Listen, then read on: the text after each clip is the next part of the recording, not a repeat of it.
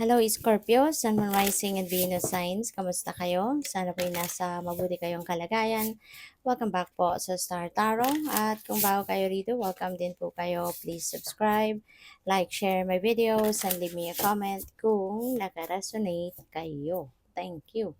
So, first message din yung persistence, no? And this is a Capricorn card. So, pang-ari din na you are going to be dealing with a Capricorn person or baka meron kayong Capricorn placements, no, sa inyong chart. So, persistence, no, Scorpio, maaring ito yung missing piece sa inyo at this time. Baka ito yung kailangan ninyo, no, na i-embody this time para makarating ka agad doon sa kung ano man yung wini-wish mo, ano man yung hinahangad mo, ano man itong goal mo, yung gano'n. So, never give up, okay? Never give up, even if there is some siguro challenges sa yung journey. Don't give up, okay? Continue lang to persevere, continue to work hard, 'di ba? Continue working on it kasi dadating at dadating ka din sa point na, one morning, one day, mare-realize mo na rin na, oh wow, nandito na ako. Diba? Naano ka na. Kumbaga, you are living your dream already. So, what else? We have air, connection. Um, Probably also, baka magkakaroon kayo ngayon ng mas maraming connections. Maybe you are expanding your circle of friends. Maybe you are expanding uh, yung connection ninyo with other people. Baka mas marami kayo ngayon makikilala. Maaaring marami kayong mas magiging ngayon, magiging kliyente, customers, 'di ba? Mga ganyan or yun nga, mga lalawak siguro ngayon yung inyong mga pakikipagkaibigan, no? So, what else? We have earth growth. Ayan. So, this is also good, no? This is growth and this is earth. So, meaning, maaari na magkaroon kayo dito ng growth in terms of your finances, in terms of your money, career, yung ganyan. So, mukhang papunta kayo sa pag-asenso. Papunta na kayo sa pag-alagwa sa buhay, no? So, this is really beautiful energy kasi maaari, no, na yung pagpe-persist ninyo rito, yun pala ang hinahangad ninyo dito or yung mararating ninyo is yung growth, yung pag-asenso ninyo, pag-prosper ninyo sa buhay. So, good for you. Kasi this is related, no, to your money, career, and finances. So, maaring eto na, magkakaroon na kayo ng financial and material success.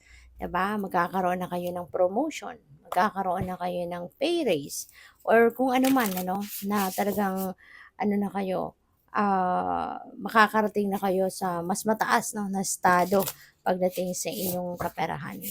So, maraming salamat for subscribing, and if you haven't subscribed yet, subscribe na kayo. And also, maraming salamat din for not skipping the ads. Malaking bagay po yan sa akin. And also, please click the join button sa baba ng video kung gusto po ninyo na mag-join kayo sa membership. Salamat po. So, we have endless possibilities. Ayan. So, napakaganda. Kasi, ang dami-daming po pwedeng posibilidad na nag-aantay sa'yo. There is so much potential out there, para kayo ay talagang umasenso, umalagwa na sa buhay, papunta na kayo doon. Ang dami ng pwedeng opportunity na nag-aantay na sa'yo. So, we have broken open. Ayan. So, maaari din na meron kayong mga madidiskubre sa ngayon about yourself. Pwedeng meron kayong mga kunyari, parte ng pagkatao ninyo na ngayon madidiskubre ninyo, parte ng pagkatao ninyo na ngayon you will be able to find out, no, na aba, meron pala akong ganito. 'Di ba? Compassionate din pala ako. Very encouraging din pala ako. 'Di ba? Very inspirational din pala ako. Yung mga ganun ba? So, and other things pa na madidiscover mo about yourself. So, we have a powerful move.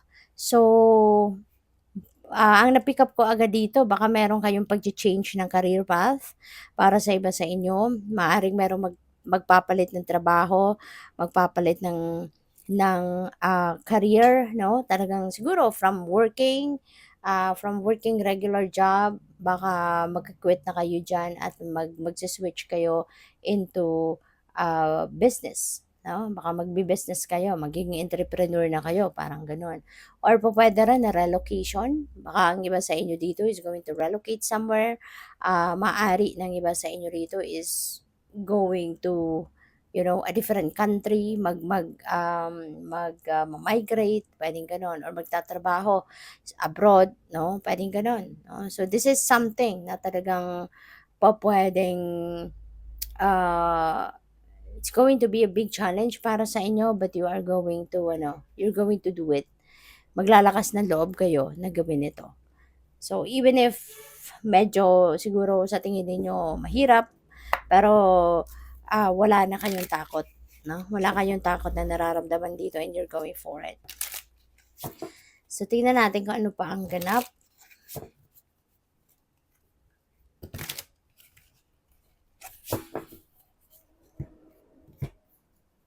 So, we have inspiration and gratitude and this is the musician.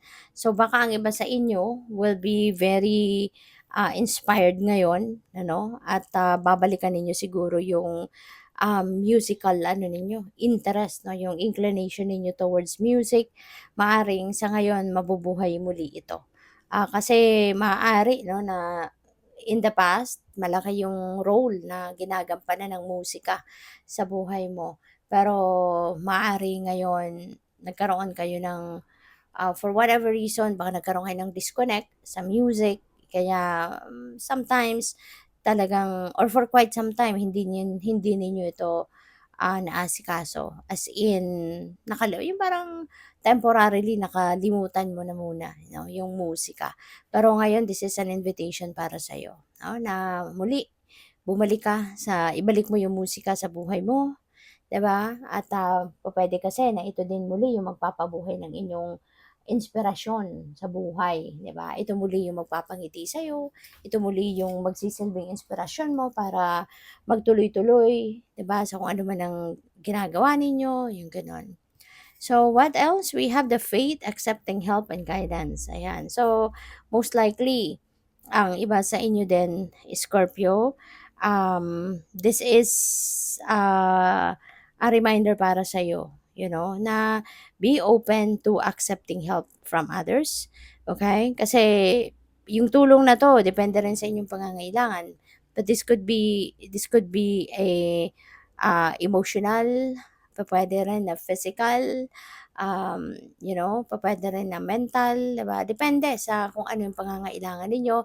But, there are people siguro na nag-i-initiate na magbigay ng assistance sa'yo. Kaya inimbitahan kayo rito na buksan mo yung sarili mo para sa pagtanggap ng tulong. Buksan mo yung sarili mo for accepting help from other people. Huwag kang mahiya, huwag kang matakot, um Huwag kang magdalawang isip na tumanggap ng tulong kasi at saka huwag kang mahihiya, 'no, not at all. Kasi lahat tayo, 'no, alalahanin ninyo na lahat tayo, bawat isa sa atin sa mundo ang mangangailangan ng tulong. Walang hindi mangangailangan ng tulong, okay? Kaya huwag kang mahihiya na humingi ng tulong or kasi din sa pagtanggap din ng tulong ng iba, in a way, parang two-way street din 'yan, eh, 'di ba? Kasi ikaw magbe-benefit ka, 'di ba? Magbe-benefit ka sa tulong ng iba. And at the same time, ikaw din, 'di ba, meron ka ding magagawa bilang pagtulong din sa iba, doon sa taong magbibigay sa'yo ng tulong. Kasi in a way, parang binibigyan mo din siya ng pagkakataon, 'di ba, na makatulong sa iba. Binibigyan mo din siya ng pagkakataon na makatulong sa'yo na, 'di ba, mabigyan mo siya ng pagkakataon na ma-express din niya, 'di ba, yung generosity, 'di ba? Kaya hindi lang ito na ikaw lang ang makikinabang dito. Both of you, ikaw na magre-receive ng tulong at yung taong tutulong sa'yo, magkakaroon din ng, 'di ba, ng chance para makagawa siya ng mabuti, 'di ba? Sa pamamaraan ng pagtulong sa iyo. Okay? And we have runaway secrets, running from problems. So, This could be a reminder din para sa inyo, Scorpio, na kung kunyari meron kang problema, mas magandang harapin mo na lang ito. 'Di ba? Mas magandang harapin ito head on para na matapos na. 'Di ba? Para na, 'pag hinarap mo na yung problema, so mapag-iisipan mo na agad kung ano yung gagawin mo, 'di ba? Kung anong gagawin mo, anong solusyon ang gagawin mo para rito, yung gano'n ba, 'di ba? Kaya it's important, 'no? It's important for you to just face, your problems head on para na madiskartehan mo na agad para na matapos na, masolusyonan mo na, then you can move on to the next, 'di ba? Or makakapag-focus ka na sa ibang bagay. Kasi kung iiwasan ang problema, tatakbuhan ng problema, hindi rin naman mawawala yung problema, nandiyan pa rin 'yan. 'Di ba? Kaya mas maigi na lang, 'di ba, na harapin mo na lang, maging matapang ka, maging matibay, tibayin mo lang ang loob mo, magpakatatag ka, 'di ba, at maniwala ka sa sarili mo. 'Yan ang pinakamahalaga, magtiwala ka sa sarili mo na kaya mong solusyonan 'yan. Kasi hindi ibibigay sa'yo ng divine yung isang problema, isang sitwasyon na hindi mo naman kaya i-handle. So, ibig sabihin, kaya 'yan ang nandiya sa buhay mo, 'yan ang naging problema mo, kasi God knows, no, na you can manage it. God knows na you'd be able to find the solution to it, 'di ba? So, good luck. Thank you for watching, Love and Light. Namaste.